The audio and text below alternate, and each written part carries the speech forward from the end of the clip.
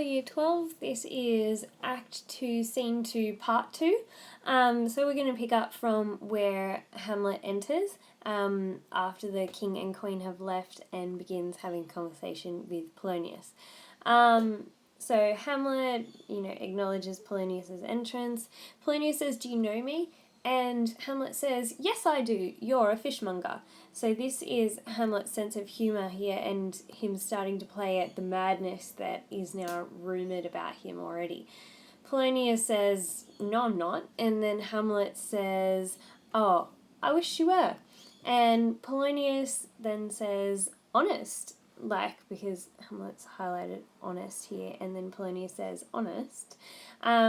So Hamlet here is hinting that Polonius is a dishonest man, but doing it in a roundabout way. So this is where his madness is actually serving his own purposes here. And Hamlet says, "I, sir, to be honest, as this world goes, is to be one man picked out of 10,000. So he's saying there's really not many honest people in this world at all. And Polonius agrees with him. And then Hamlet says, "For if the sun breed maggots in a dead dog, being good, kissing carrion." So Hamlet is talking about breeding here, and breeding because it's a good piece of flesh to breed in. And then he immediately jumps to "have you a daughter?" So it's meant to be a bit provocative here for Polonius as Hamlet talks about his daughter in that way. Polonius then says, "I do have a daughter," and Hamlet says, "Let her not walk in the sun, conception is a blessing, but as your daughter may conceive, friend, look to it." So that's a little bit of attack on Ophelia's virtue there in front of her father, and obviously Polonius doesn't really like that, and he has a little aside here and says, "How say you that, still harping on my daughter?" So you're still talking about my daughter. "Yet he knew me not at first, he said I was a fishmonger. He is far gone, and truly in my youth I suffered such extremity for love. Very near this, I'll speak to him again. What do you read, my lord?" So he's saying, he's still talking about my daughter, and he didn't recognize me at first, but so he must be really mad. And, I remember being a young man and being so in love and how that affected me. So that's understandable. I'll have another chat to him. And then he asks Hamlet what he's reading. Hamlet says, "Words, words, words." And then Polonius says, "What's the matter, my lord?" And instead of taking it as Polonius means, as in, "What is the matter you are reading about?" Hamlet says, "Between who?" As in, who is having a disagreement. Polonius says, "The matter you read, my lord." And Hamlet then takes this opportunity to have another little dig at Polonius. "Slanders, sir. For the satirical rogue says here that old men have grey beards, that their faces are wrinkled, their eyes purge thick amber and plum tree gum, and that they have a plentiful lack of wit." So he's saying, the book says this, and it's so slanderous that they're saying it. It's basically saying that old men are old and a bit useless, and the extra jab here, plentiful lack of wit, so they're not very smart. And then it goes on, "Together with most weak hands, all which, sir, though I most powerfully and potently believe." So he's saying, I believe what this book is saying, yet I don't think that people should actually be writing this down about old men, because I believe that as people get older, they go backwards, which we'll then see another reference to when he calls Polonius a baby later on in the scene. Polonius then has an aside, and it seems that he recognizes what Hamlet is doing here a little bit. He says, "Though this be madness, yet there is method in it. Will you walk out in the air, my lord?" So he recognizes that Hamlet is kind of having a little poke at him here. And then he asks Hamlet to come outside with him. Hamlet then says, "Into my grave," which is a strange response, and Polonius says, "Indeed, that's out in the air." So he's saying, well, I suppose if you want to take it like that. And then we have another aside here from Polonius, who is saying how pregnant sometimes his replies are. So how witty sometimes his replies are is what's meant by pregnant there. And a happiness that often madness hits on, which reason and sanity could not so prosperously be delivered of. I will leave him and suddenly contrive the means of meeting between him and my daughter. My lord, I will take my leave of you.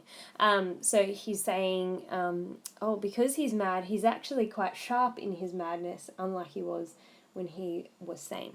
And then he's saying, I'm going to go find my daughter and set up this plot that I said I would with Claudius before. And then asks to leave Hamlet, and Hamlet has another witty reply here. You cannot take from me anything that I would more willingly part with all. So he's saying, oh, thank God you're going. I'm really glad you are. But then he has, accept my life. So he would have been happy to part with his life also. And Polonius chooses to kind of gloss over that and just says, see you later. And Hamlet then says, these tedious old fools. So he's obviously not a huge fan of Polonius, and it's no wonder considering what Polonius is up to. And then Rosencrantz and Guildenstern enter. Polonius sends them towards Hamlet, and Rosencrantz says, God save you, sir, so that's another farewell there. And Polonius finally leaves the scene. Guildenstern and Rosencrantz then greet him, and Hamlet then greets them back with most enthusiasm. So he says, my excellent good friends, and then asks how they are. And Rosencrantz and Guildenstern both say, not too bad, not like amazing, but not too bad. And we have a reference here to the thinking of the time, so the Wheel of Fortune. So they're saying, we're right about the middle of the wheel at the moment. And Hamlet then says, oh, so you're not down the bottom? And Ross says, no. Rosencrantz.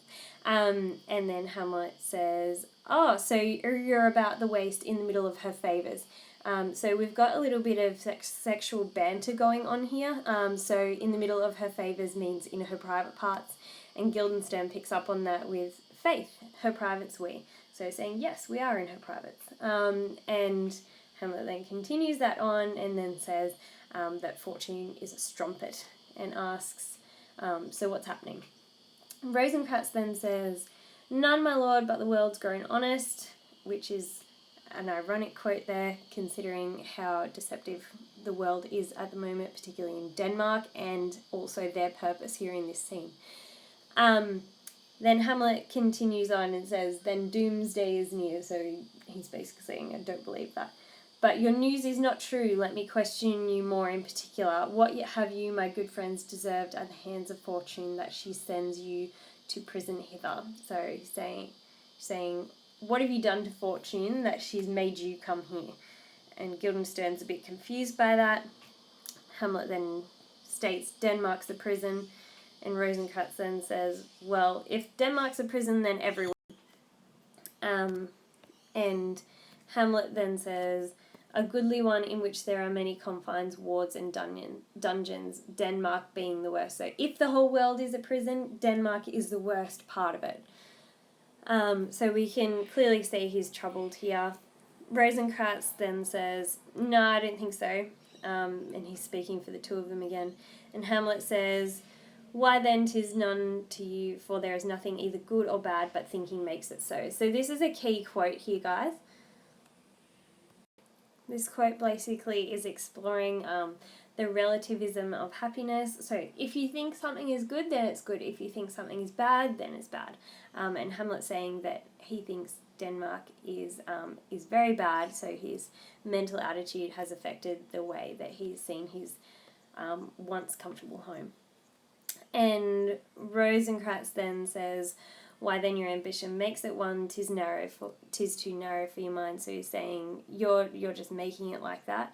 And Hamlet is acting relatively normal, but he hints here at his own madness that he's feigning at this point, and he says, I could be bounded in a nutshell and count myself a king of infinite space were it not that I have bad dreams.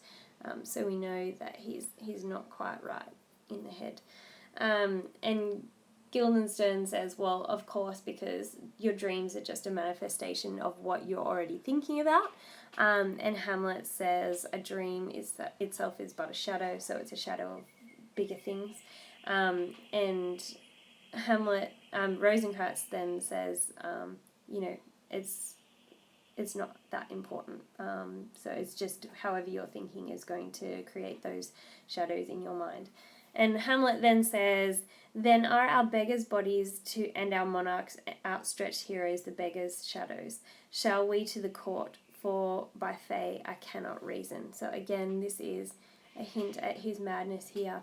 And Rosencrantz and Guildenstern are basically saying, we're at your service.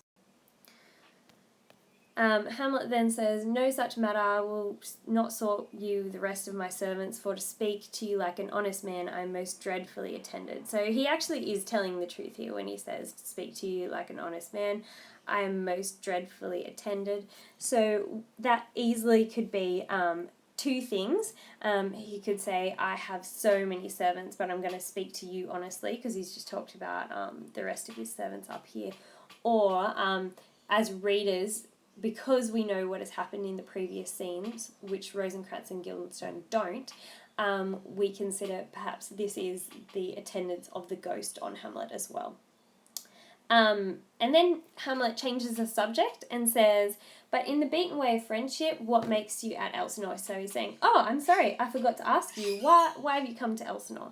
And Ross then gives this shady answer here, which says, to visit you, my lord, no other occasion. So he's saying, oh, I haven't come here for any reason except to see you. So this can either be taken as a turning point for Hamlet in whether he's believing Rosencrantz and Guildenstern or not. We can see that Hamlet is quite a suspicious character because of what he already knows about what Claudius has been up to in the kingdom, and he's quite suspicious of Polonius earlier as well, and his own motives considering that he works for Claudius.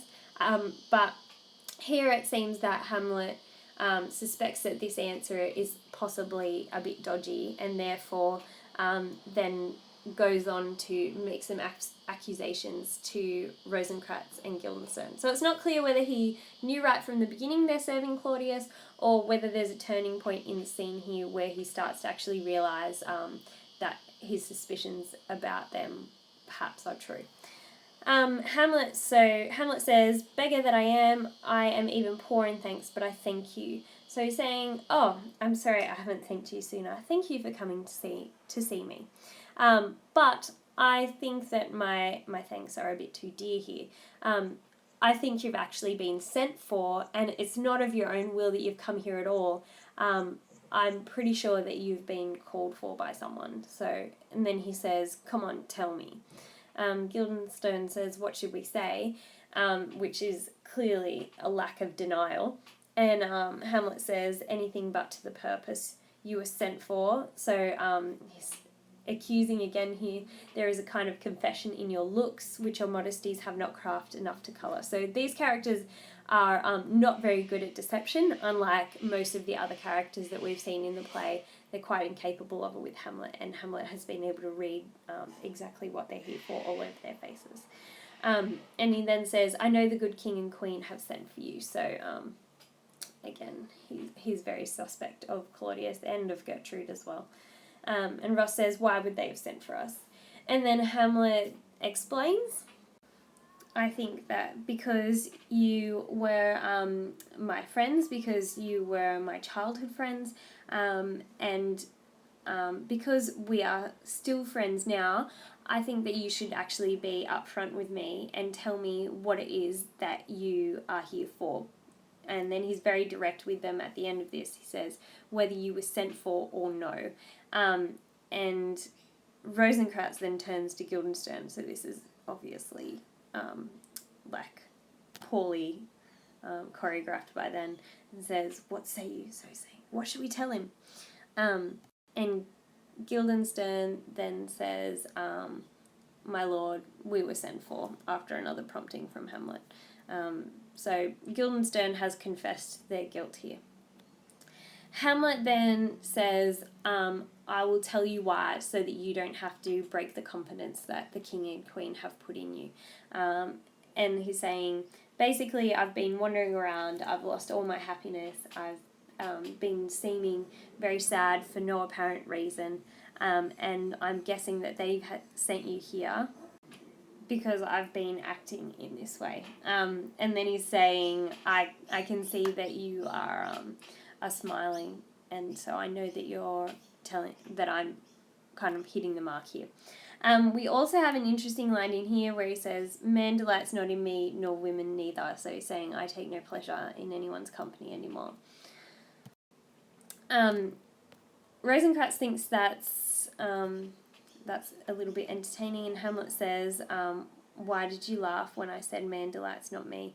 And Rosencrantz then says, "Oh, well, we've actually hired some entertainment to come, so you're not going to enjoy it very much if you don't like people, because we've got some people coming to perform a play for you." And then Hamlet has this really interesting line here where he says, he that plays the king shall be welcome. His majesty shall have tribute on me. The adventurous knight shall use this foil and target lover not signis gratis." So the important bit here is where he's talking about the king. So essentially what he's saying is anyone who decides that they want to style themselves as king shall have basically tribute from me, so I'll show them the honour that is due to them. Because there actually is no true king in Denmark at the moment for me to honour anyway. Perhaps Rosencrantz and Guildenstern don't read that much into it, but we, with all background that we know that is where Hamlet is hinting at this point in time. And then Hamlet asks more about the players. So why is it they're travelling? Why is it they've left where they usually perform? And Rosencrantz says, I think their inhibition comes by the means of the late innovation. So that's basically talking about because of all the stuff that Fortinbras has been up to, the theatres have been closed because obviously there's some unrest going on. So we know that perhaps things are not as quiet and peaceful as the ambassadors have told Claudius earlier in this scene.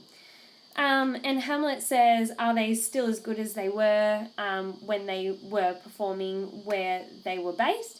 And Rosencrantz says, no, they're not. And Hamlet then says, well, actually, Rosencrantz is replying to the second part here, are they so followed? And Rosencrantz says, no, they're not. And Hamlet then says, how come, like, what is wrong with their performance? And Rosencrantz says, oh, no, their performance is just as good. However, there are some child actors that are going around, and they're basically delivering lines that mock the gentlemen in town, and people are a bit afraid to go in case they're the ones that get mocked and they're in the audience at the time. And Hamlet then says, well, who are these children and how are they maintaining themselves, and won't it be a problem later on if they're putting all the adult actors out of business?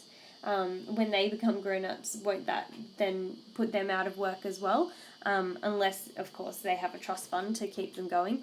And Rosencrantz says, oh, yeah, there's been a lot of controversy about this, but at the moment there's arguments going on for who's going to be performing and who has the right to the scripts to be paid and everything. And Hamlet says, oh, really? And Guildenstern says, oh, yeah, there's been a lot of conversation about it. And Hamlet says, oh, so are the children players doing well for themselves then? And Rosencrantz says, oh, yeah, they're basically carrying the whole theatre on their backs. And we have this interesting reference again to Hercules, which we've seen throughout the play. There's been a few references to Hercules. Apparently, Hercules was the kind of little logo for the Globe Theatre, Hercules carrying the globe on his back. So this is a contextual reference, as well as the idea of all of the weight of having to perform for the theatre riding on these young children's shoulders. And Hamlet then says, oh, well, you can't be surprised by that. I mean, you just have to look at my uncle. He's suddenly taken on the kingship, and all those people who used to mock him now offer him money. So, there's things going on, but there's something a little bit unnatural about this overtaking of the children, and, of course, unnatural about Claudius's new kingship. And the players then enter, and Guildenstern acknowledges that. Hamlet then says, oh, you're welcome. Thank you for coming. And he has this interesting line down the bottom and says, but my uncle and father and aunt mother are deceived. So that's again a play on words about the marriage that we know he's so bitter about. And Gilden says, what are they being deceived about? And Hamlet says, I am but mad northwest. When the wind is southerly, I know a hawk from a handsaw. So this is an important line because this is where Hamlet actually is telling us, I'm not truly mad. I'm only a little bit away from pointing true north with my sanity. So northwest is about as close as you could get to north. And I'm really not mad at most of the points around the compass. And this is said in a way, though, that still implies that he's not quite sound of mind. So he's telling us, and we recognise because we know that this was his plot all along, that he's not mad. However, we think that perhaps Rosencrantz and Guildenstern, because of the way the line is delivered, suspect that maybe he is still a bit mad. And then we have Hamlet's favourite character at the moment, Polonius. So Hamlet seems to really take delight in basically bantering with Polonius and insulting him under the guise of madness. So Polonius welcomes himself, and Hamlet then has an aside to Rosencrantz and Guildenstern, and then calls Polonius a baby. That great baby you see there is not yet out of his swaddling clouds. So again, paying out Polonius. That one Polonius can't hear at the moment, though, because it's an aside. And Rosencrantz then says, happily his second time come to them, for they say an old man is twice a child. So this is that idea of regression. As you progress in age, you perhaps regress in your mental faculties. And then Hamlet says, I bet he's come to tell me that the players are here. And he then speaks to Polonius, you say right, sir, a Monday morning 'twas then indeed. And Polonius then says, my lord, I have news to tell you. And Hamlet says, my lord, I have news to tell you. When Roscius was an actor in Rome, so he's referring to a comedic actor in Rome, and Polonius then kind of cuts him off and ignores him, and then says, the actors are come hither, my lord, buzz buzz, which is a typical phrase for if someone tells you something and you don't believe them. And Polonius says, upon my honour, so he's like, I'm telling the truth. And Hamlet says, then came each actor on his ass. So that's a play on words with them riding asses into town. And Polonius then says, well, these are the best actors in the world for any type of play that you would like to see. And he then has this line in the middle, which we think is perhaps a poke from Shakespeare at people trying to categorise new drama by the old classical categories. So Polonius says tragical, comical, historical, pastoral, which is clearly encompassing all the different genres in one. So, and then we have this biblical reference here. So it's an allusion to a Bible story of a character known as Jephthah, who says that he will sacrifice the first living thing when he comes back from battle, the first living thing that he sees. The first living thing that he sees is his virgin daughter, who goes and laments her virginity and then dies without having known a man. So Hamlet says, O Jephthah, judge of Israel, what treasure hadst thou? And Polonius goes, what treasure are you talking about, my lord? And Hamlet says, why, one fair daughter and no more. And then continues that on with the which he loves passing well. And Polonius then goes, he's still talking about my daughter. And Hamlet says, am I not in the right, old Jephthah? So he calls Polonius Jephthah, which is interesting when we consider that earlier in the scene we saw Polonius was quite happy to, sacrifice his daughter for his own plot to prove Hamlet's madness. And then Polonius then says, if you call me Jephthah, my lord, I have a daughter that I love passing well. So he's saying, well, I do have a virgin daughter, if that's what you're getting at. And Hamlet says, nay, that's not what follows. And Polonius says, what is it that follows? And then Hamlet quotes part of the song and then says, "Oh, but if you want to know more, you've got to go look up the song because I'm moving on now."